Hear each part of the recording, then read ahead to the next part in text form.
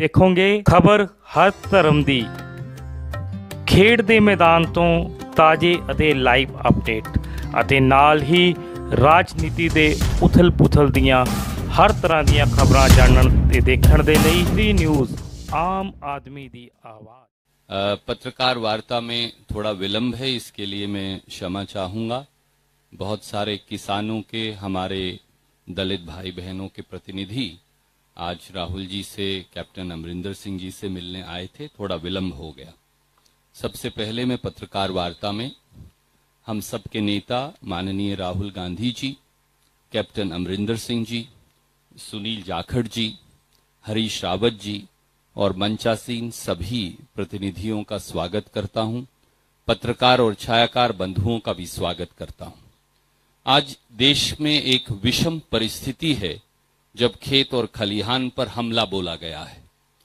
3 काले कानूनों के खिलाफ श्री राहुल गांधी जी ने कांग्रेस पार्टी के और किसान के झंडे के नीचे एक खेती बचाओ यात्रा की ऐतिहासिक शुरुआत की है।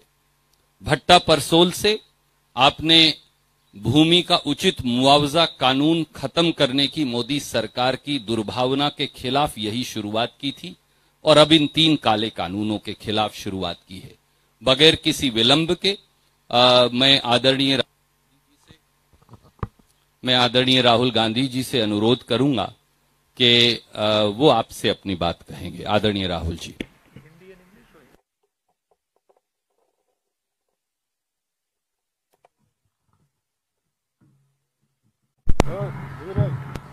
धन्यवाद रणदीप जी, अमरिंदर सिंह जी, झाकड़ जी, प्रणीत कौर जी, कांग्रेस पार्टी के हमारे सीनियर नेता हरीश रावत जी, प्रेस के हमारे मित्रों, आप सबका यहाँ बहुत बहुत स्वागत। जैसे आप जानते हैं, हमारी ये यात्रा इन 3 काले कानूनों के खिलाफ है। ये जो कानून प्रधानमंत्री जी ने बनाया, एग्जिस्टिंग स्ट्रक्चर है, फूड सिक्योरिटी का एग्जिस्टिंग स्ट्रक्चर है, उसको खत्म करने का, नष्ट करने का तरीका है। जैसे पहले भाई और बहनों नरेंद्र मोदी जी ने नोटबंदी की, उसके बाद जीएसटी की और कोरोना के समय उन्होंने किसानों को, मजदूरों को, छोटे बिजनेसेस की कोई मदद नहीं की, उसी प्रकार ये भी किसानों पर आक्रमण है और इस आक्रमण को हम रोकेंगे। इन कानून के खिलाफ हम लड़ेंगे। पंजाब को इससे सबसे ज्यादा इफेक्ट होता है, हरियाणा और पंजाब। और अगर एमएसपी जाएगी, अगर ये एग्जिस्टिंग जो स्ट्रक्चर है, अगर ये टूटेगा, तो पंजाब को भविष्य में रास्ता नहीं मिलेगा। तो हम एक प्रकार से पंजाब की, हरियाणा की, उत्तर प्रदेश की, राजस्थान के किसानों की और इसके लोगों की रक्षा कर रहे हैं। अब आप सवाल पूछिए। If you raise hands, I'll go one by one. We'll go with you, Anand ji. Just wait for the mic. You raise hands, I'll note down, and then we'll do it in an orderly fashion. Rahul ji, you are on the खेती बचाओ mission, but before this आप Beti Bachao mission में थे, हाथरस जा रहे थे। हमारे सामने हमने देखा था पुलिस ने कैसे आपको धक्का दिया। उसके बाद प्रियंका जी के साथ हाथापाई हुई। करीब 500 कांग्रेस वर्कर्स के खिलाफ एफआईआर हो गई है, जर्नलिस्ट पे भी एफआईआर हो रही है। योगी सरकार के इस रवैये पर क्या कहेंगे सर? पूरे देश को धकेला जा रहा है, मारा जा रहा है, पीटा जा रहा है। मुझे थोड़ा सा धक्का लग गया तो क्या बड़ी बात है, कोई फर्क नहीं पड़ता। It's not big deal. हमारा काम है देश की जनता की रक्षा करना, देश के किसानों के साथ खड़ा होना हमारा काम है। ऐसी सरकार है, अगर हम खड़े होंगे धक्का लगेगा, लाठी लगेगी, ठीक, खा लेंगे लाठी, धक्का खा लेंगे, क्या है।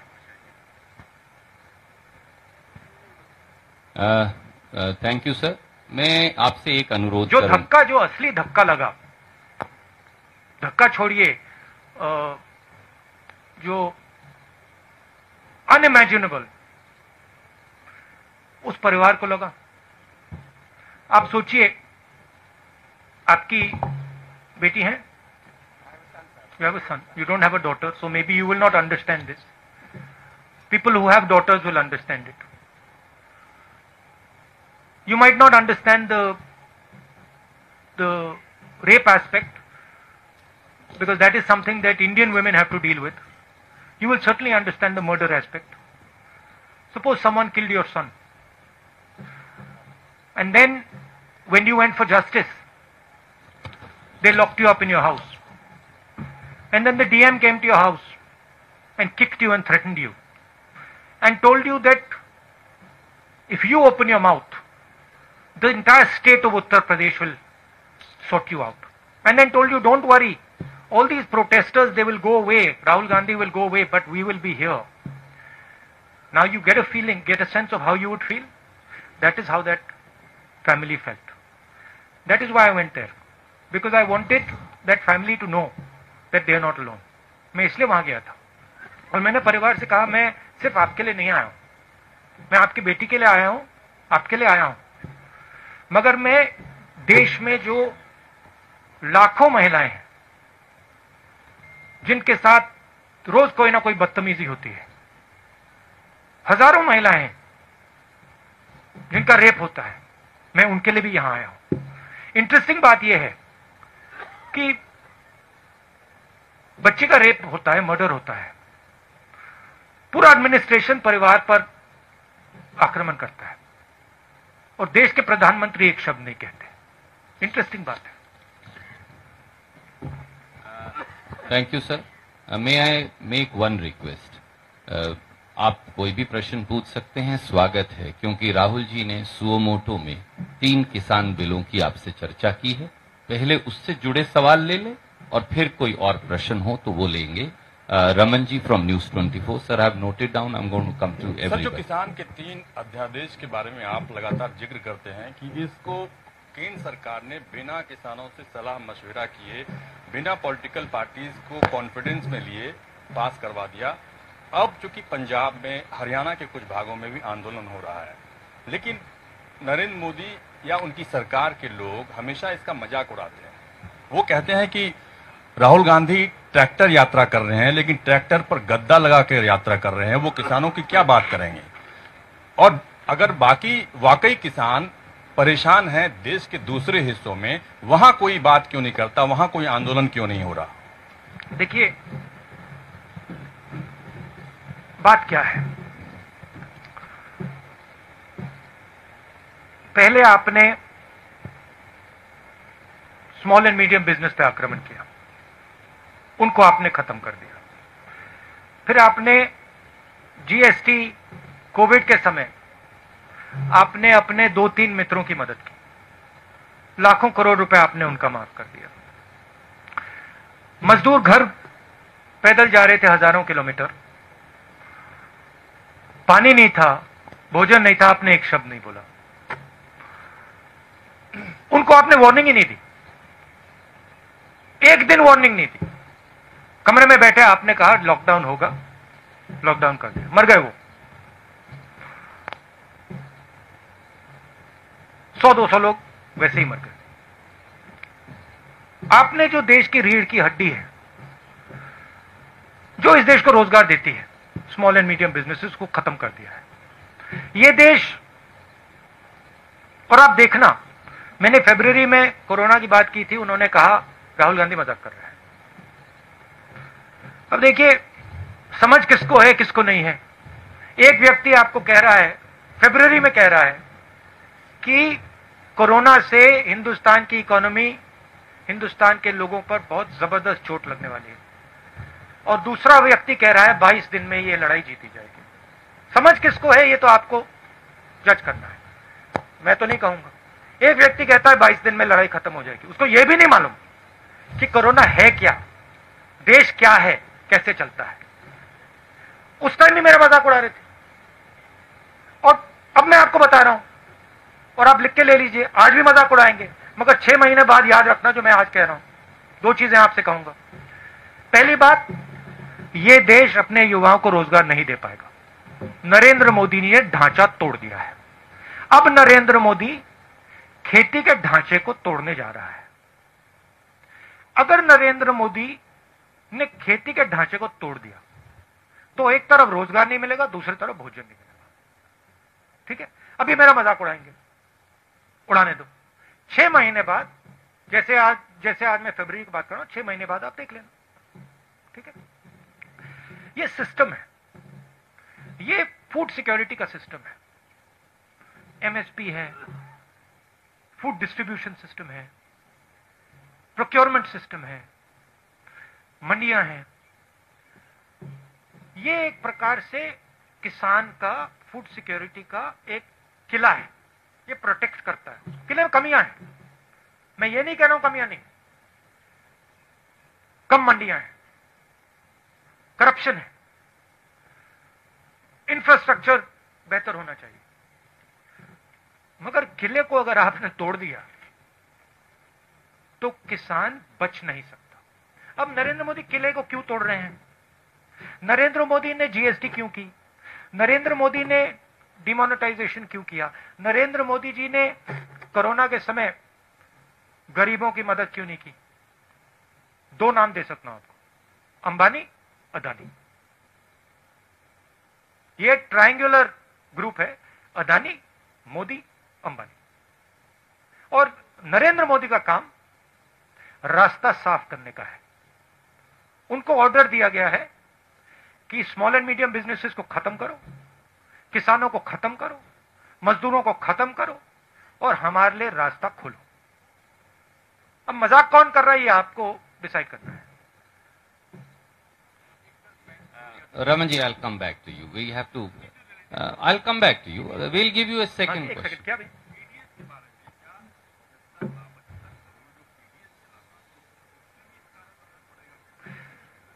ये फूड सिक्योरिटी सिस्टम पर असर पड़ेगा।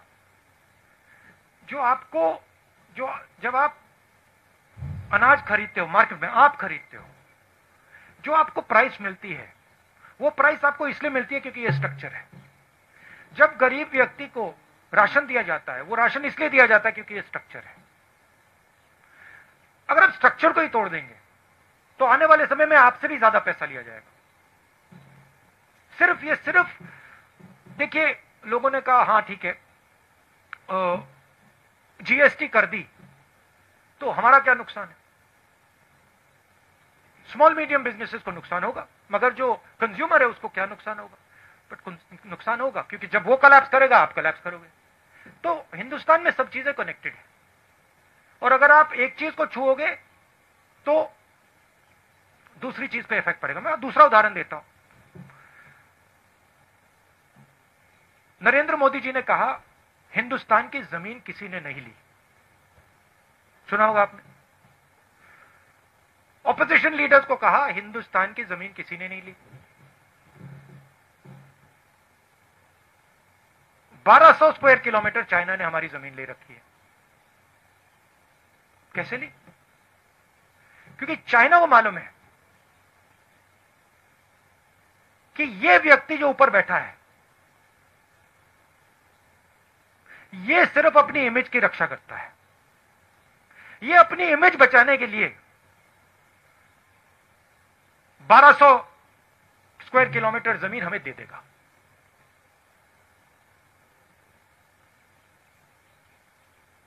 आप सिर हिला रहे हो, पूरा देश जानता है। आर्मी के किसी भी सिपाही से, जनरल से पूछ लो, आपको बता देगा कि नरेंद्र मोदी ने अपनी इमेज बचाने के लिए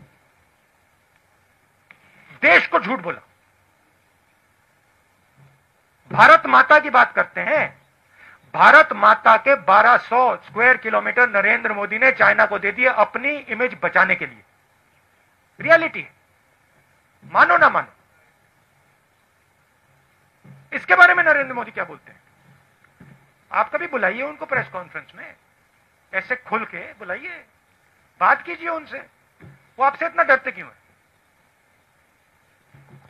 Thank you. I'll come to you, Bhai Sahab. Can we have Ramandeep from Punjab Kesari Jagbani? I'll come back. मैं बताता हूं वो क्यों डरते हैं आपसे। मैंने बात सोची, रीजन एक ही है। चाइना से भी वो इस कारण डरते हैं और आपसे भी इस कारण डरते हैं। वो सोचते हैं चाइना हमारी इमेज खराब कर देगा, वो सोचते हैं ये जर्नलिस्ट हमारी इमेज खराब कर देंगे। नरेंद्र मोदी जी को सिर्फ अपनी इमेज में इंटरेस्ट है। टनल में जाएंगे, अकेले जाएंगे, वेविंग हो जाएगी, मीडिया पे पूरी मोनोपोली है, सोचते हैं कि भैया मीडिया दिखाएगा मुझे टनल में। तो उनको सिर्फ अपनी इमेज से ऑब्सेशन है। जो भारत में हो रहा है उससे कुछ लेना देना नहीं। मेरी फीलिंग है कि शायद नरेंद्र मोदी ये जो 3 कानून है इनको समझते ही नहीं, मेरी असेसमेंट है। राहुल जी, आप लगातार कह रहे हैं कि जीएसटी, लॉकडाउन और नोटबंदी ये गवर्नमेंट का फेलियर है, but on the opposite side BJP का कहना है कि ये हमारी अचीवमेंट है। वो दूसरी बार जीतने का भी हवाला देते हैं कि इसके बावजूद हमने इलेक्शन जीती। तो ये नजरिया अलग अलग क्यों है? और आपके अच्छा बताइए, जो चाइना को 1200 किलोमीटर दिया है, ये भी इनका अचीवमेंट है क्या? नहीं, बीजेपी बोल रही है सर ऐसा कि ये बोल रही है कि उनका अचीवमेंट है कि 1200 स्क्वायर किलोमीटर हमने चाइना को दे दिया। उसका नहीं, जीएसटी का, नोटबंदी का या लॉकडाउन का। बीजेपी का ये कहना है कि जीएसटी आई या नोटबंदी आई कि उसके फायदे हुए, और उसका जो रेफरेंस दे रहे हैं वो कि हम जीते, इलेक्शन भी जीत रहे हैं। अगर पब्लिक में इतना रिवोल्ट था तो इसके बावजूद फिर इलेक्शन कैसे जीत गए? तो एक बात मुझे बताइए, आप मेरे से मत पूछिए, ठीक है? आप किसी भी स्मॉल बिजनेस वाले के पास चले जाइए, दुकानदार के पास चले जाइए और उससे पूछ लीजिए, उससे पूछिए भैया जीएसटी से आपका फायदा हुआ या नुकसान, अचीवमेंट है या फेलियर है। फिर उससे आप पूछिए भैया एक बात बताना, ये जो डिमोनेटाइजेशन है 500,000 रुपए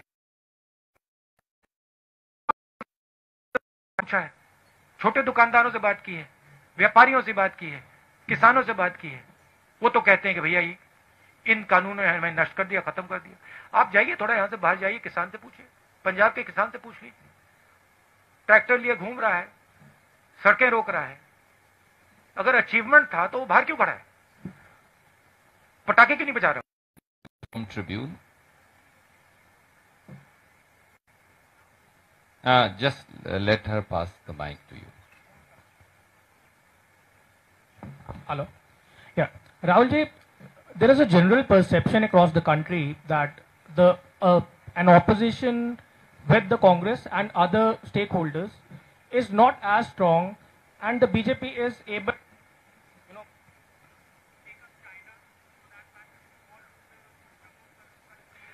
Can you put the mic?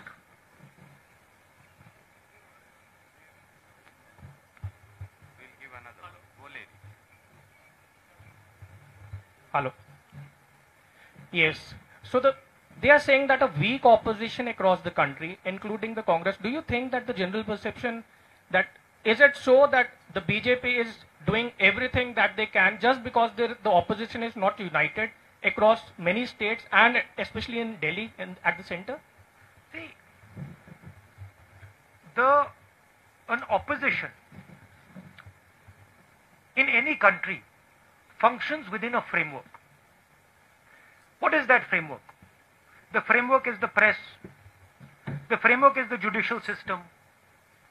The framework are institutions that protect the voice of the people. This is the framework. That entire framework has been captured. The entire architecture of giving voice to the people of India is captured and controlled by the BJP. You know that. In fact, you come from one of the newspapers that exerts a little bit of independence. That's not the case with most TV channels and newspapers.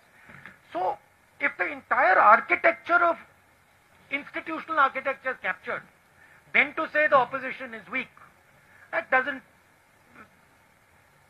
not really a correct statement. Give me a free press. Give me institutions that are free, and the government will not last. I don't have that. I can take proof, clear-cut proof of, for example, the Rafael deal. I can bring it to you. Don't show it. Right? So, at a certain level, frankly, you're also not doing your job. And it's okay for you to blame the opposition and say, well, the opposition is weak. But, my friend, you're also walking into slavery. Right? You're also walking into a place where you will become very uncomfortable. I'm fighting for it. You in your own way, I'm sure, are also fighting for it. But it is a bigger thing that has happened. Today, I mean, it's quite amazing. I don't think there is any other country in the world today where another country can occupy 1200 square kilometers of its land and the media says nothing. Then I don't think there's any other country. I mean, I'm thinking about it. I think even in, the weakest country, they will make a noise. India, they don't make a noise. The whole thing's captured. I went to Uttar Pradesh. Girl is raped. Neck is broken. Administration is attacking her. Administration is attacking the family. It's amazing. It is the result of a complete capture of the soul of this country. And it's a forcible capture. If it was captured with affection, I would be the first to stand by it. But it's a forcible capture. That's what we are fighting. And you will see, this fight will become more and more aggressive. Thank you, Arun Singh ji.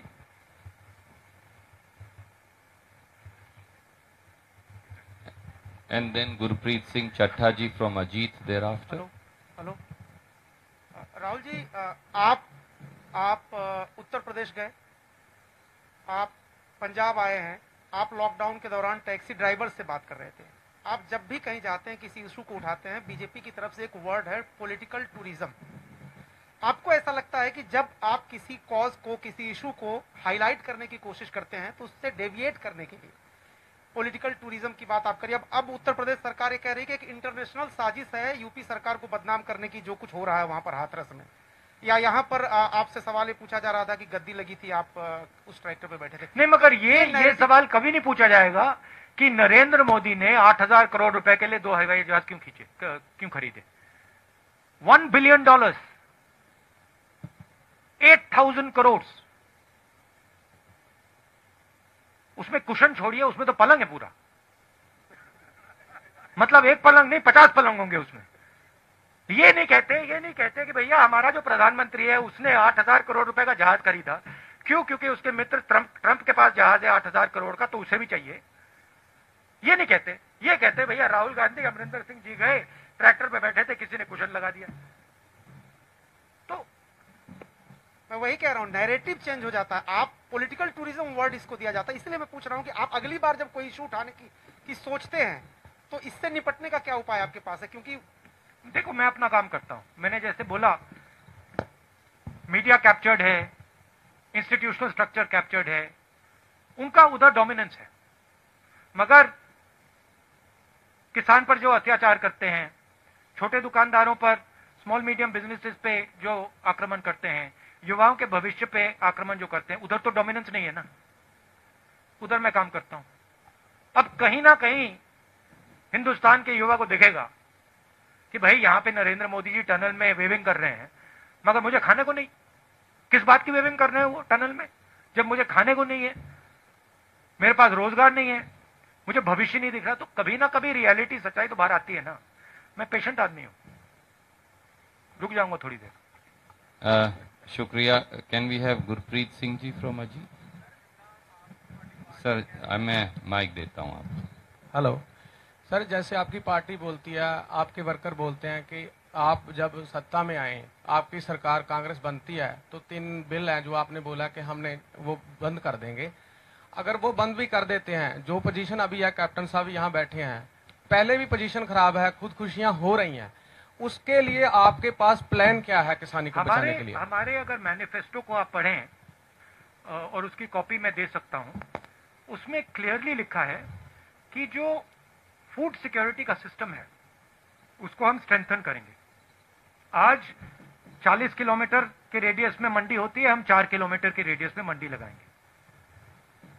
हम इस system को, जो इसकी कमियां हैं, उसको सुधारने की कोशिश करेंगे। मगर हम इस सिस्टम को तोड़ेंगे नहीं, क्योंकि हम जानते हैं कि अगर हमने ये सिस्टम तोड़ दिया तो किसान गया। अब सिंपलिस्टिक बात है, नरेंद्र मोदी जी को शायद समझ ही नहीं है, पता नहीं। अगर आपने सिस्टम तोड़ दिया अगर पूरा एग्रीकल्चर का आपने सिस्टम ही तोड़ दिया तो फिर किसान की प्रोटेक्शन कहां रही? तो हमारी जो फिलॉसफी थी कि हम जानते हैं कि मंडियों में कमी है, हम जानते हैं कि वहां पे करप्शन है, बट हम इस सिस्टम को रिफॉर्म करना चाहते हैं। वो कॉम्प्लिकेटेड मामला है, आसान मामला नहीं है। नरेंद्र मोदी जी जो सच्चा चैलेंज है उसको एक्सेप्ट नहीं करना चाहते। नरेंद्र मोदी कहते भैया इसको तो मैं उड़ा देता हूं। अब black money is a difficult challenge. Narendra Modi उस चैलेंज को एक्सेप्ट नहीं करना चाहते, कहते मैंने नोटबंदी करती, खत्म हो गया, क्या लगा। तो बहाना है। अमरिंदर सिंह जी अभी बैठे हैं, अभी हमने मीटिंग की अंदर, देश पंजाब के युवाओं को रोजगार दिलवा रहे हैं। सिंपल मामला नहीं है, कैची फ्रेजेस से रिजॉल्व नहीं होता, काफी कॉम्प्लिकेटेड बात अंदर चल रही है। ऐसे करेंगे, ये करना है, वो करना है। तो हिंदुस्तान को ये रियलिटी एक्सेप्ट करनी पड़ेगी, सच्चाई एक्सेप्ट करनी पड़ेगी। Mohammed from NDTV and then Rohit from Bhaskar.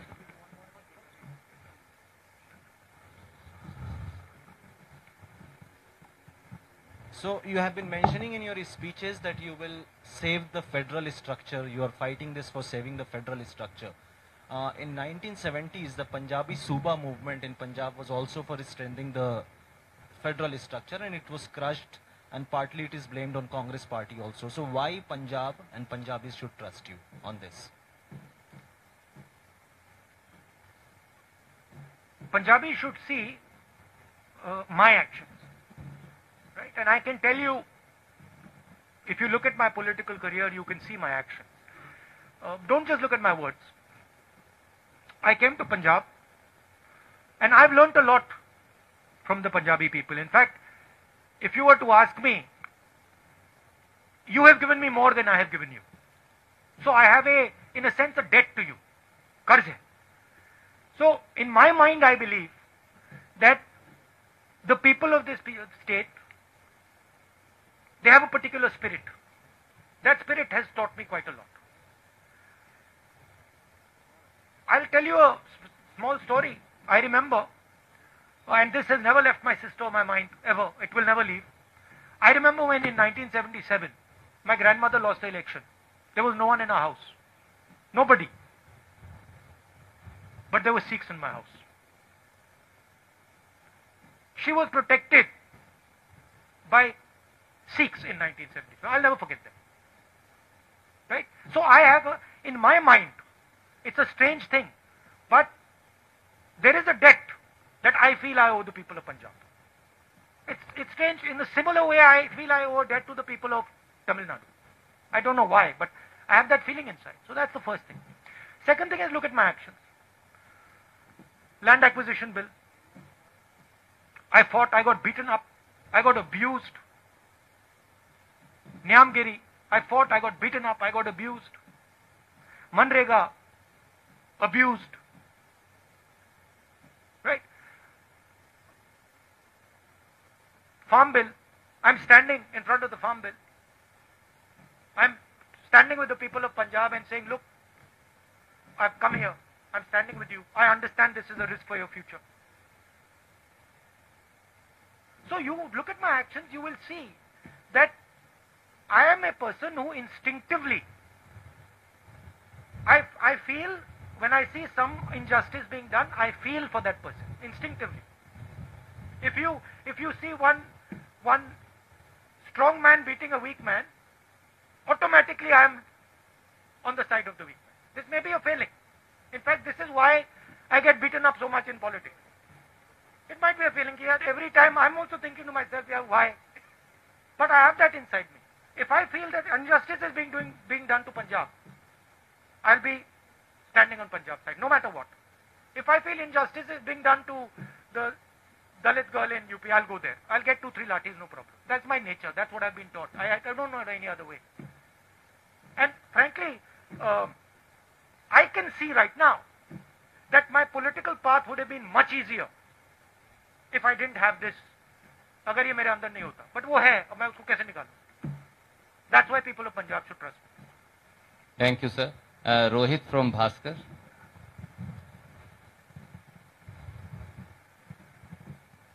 Rahul ji, मेरे आपसे दो सवाल हैं। एक पहला सवाल है कि जो किसानों के 3 ये जो अध्यादेश आए हैं, इसमें 15 करोड़ किसान ही नहीं 75 करोड़ पीडीएस लाभार्थी भी प्रभावित होंगे। इस पे आपका क्या कहना है? दूसरा, मोदी जी ये कहते हैं कि भाई ये जो अध्यादेश आ रहे हैं इससे किसानों को फायदा होगा, मंडी नहीं खत्म होगी, तो फिर दिक्कत क्या है?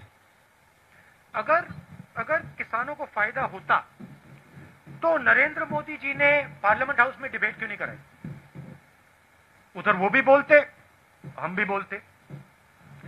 अगर फायदा होता तो कोरोना के समय जब वो जानते हैं कि किसान बाहर नहीं आ पाएगा, हम हरियाणा जा रहे हैं, आज सरकार कह रही है कोरोना का समय, जब वो जानते हैं कि किसान रेजिस्ट नहीं कर पाएगा, तो उन्होंने ये बिल क्यों पास किया?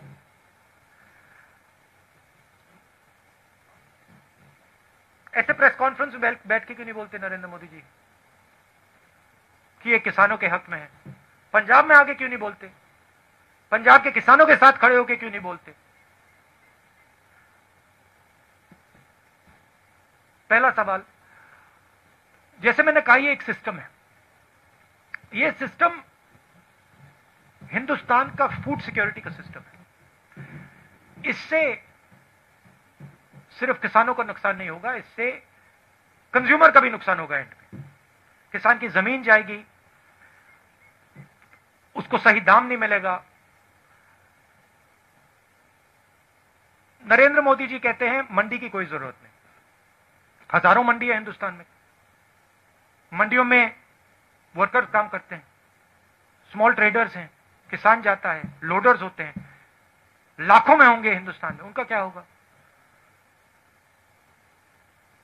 अंबानी जी, अदानी जी ऑटोमेट कर देंगे, मशीनें लगा देंगे। ये जो लाखों लोग हैं जो आज एग्रीकल्चरल सिस्टम में काम करते हैं, इनका क्या होगा? ये सब गुलाम बनेंगे। तो ये रियलिटी है। Thank you sir.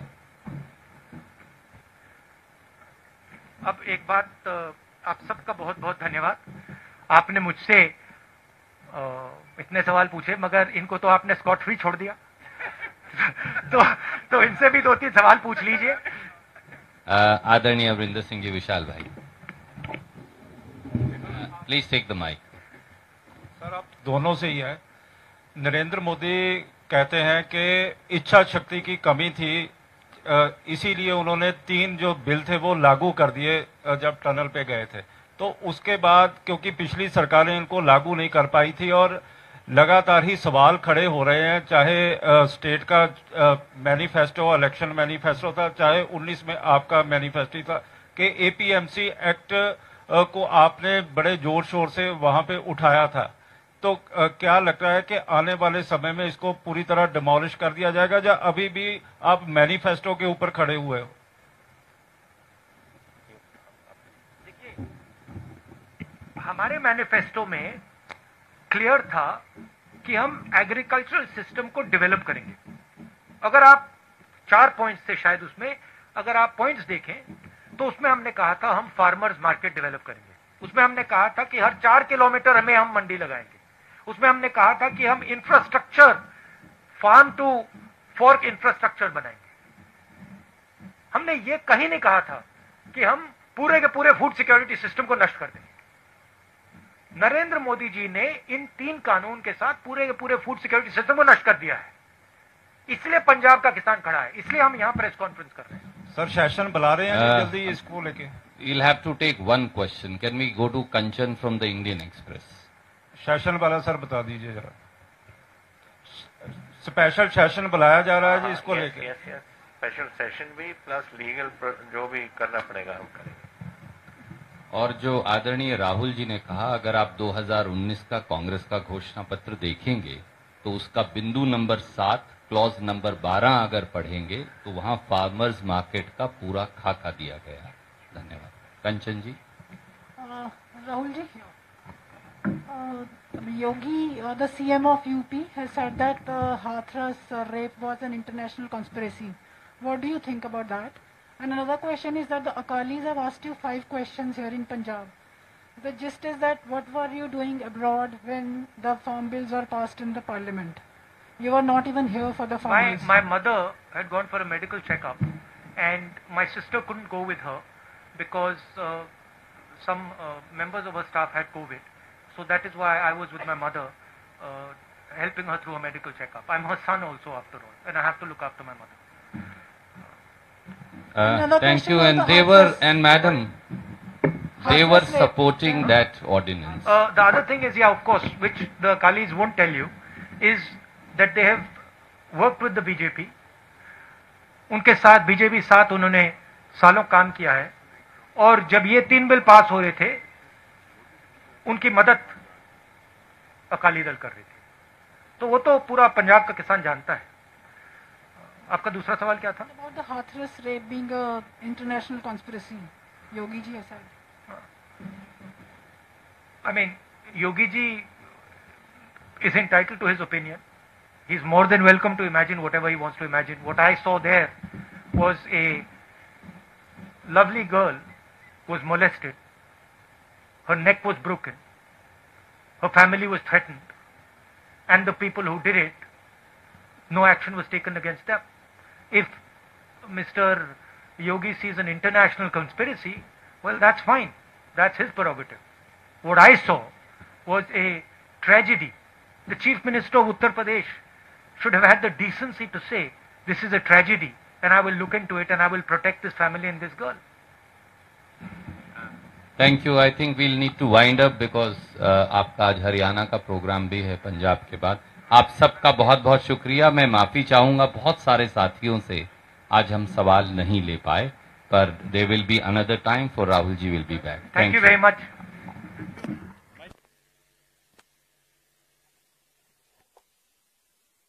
ਧਰਮ ਦੀ ਖੇਡ ਦੇ ਮੈਦਾਨ ਤੋਂ ਤਾਜ਼ੇ ਅਤੇ ਲਾਈਵ ਅਪਡੇਟ ਅਤੇ ਨਾਲ ਹੀ ਰਾਜਨੀਤੀ ਦੇ ਉਥਲ-ਪੁਥਲ ਦੀਆਂ ਹਰ ਤਰ੍ਹਾਂ ਦੀਆਂ ਖਬਰਾਂ ਜਾਣਨ ਤੇ ਦੇਖਣ ਦੇ ਲਈ ਵੀ ਨਿਊਜ਼ ਆਮ ਆਦਮੀ ਦੀ ਆਵਾਜ਼